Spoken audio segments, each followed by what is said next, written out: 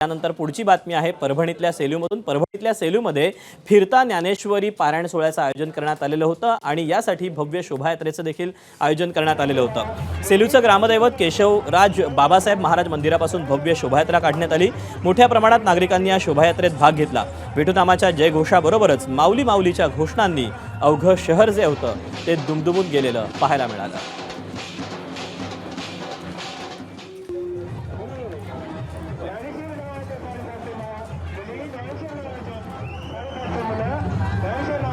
युद्धाच्या 12व्या दिवशीही आखात होरपळलं। इस्रायल आणि अमेरिकेचे इराणवर जोरदार हल्ले।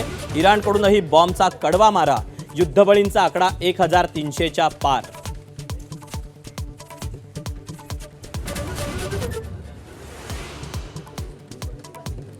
इराण विरुद्ध अमेरिका युद्धामुळे राज्यभरात गॅसची टंचाई।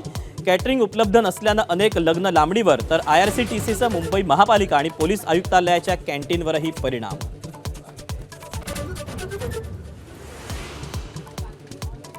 युद्धामुळे शेतकरी दुहेरी संकटात। निर्यात ठप्प झाल्यानं शेतीमाल कवडीमोल, तर PVC पाईपच्या किमती वाढल्यानं शेतकऱ्यांना आर्थिक फटका।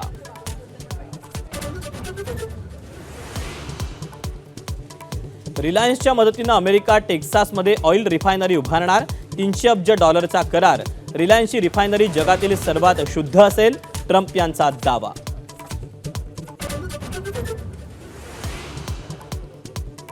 अमेरिका विरुद्ध इराण युद्धावरून देशात राजकारण शिगेला। काँग्रेसकडूनही युद्धात राजकारण सुरू। मोदींचा घणाघात, तर पंतप्रधान मोदी अमेरिकेच्या प्रभावाखाली। अरविंद केजरीवालांचं टीकास्त्र। पुढच्या 2 वर्षांमध्ये महाराष्ट्र UAE सिंगापूरला मागे टाकणार। अर्थसंकल्पावरील चर्चेदरम्यानच्या भाषणात मुख्यमंत्र्यांचा विश्वास। विरोधकांवरही जोरदार हल्लाबोल। लोकसभा अध्यक्ष ओम बिर्लांविरोधातील अविश्वास प्रस्तावावरून विरोधक आणि सत्ताधारी आमनेसामने। आवाजी मतदानानं अविश्वास प्रस्ताव नामंजूर। अध्यक्ष कोणत्याही पक्षाचे नाही तर सभागृहाचे असतात। अमित शहांचा हल्लाबोल।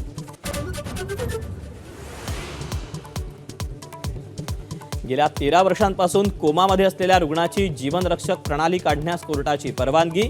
देशात पहिल्यांदाच निष्क्रिय इच्छामरणाला सुप्रीम कोर्टाचा हिरवा कंदील।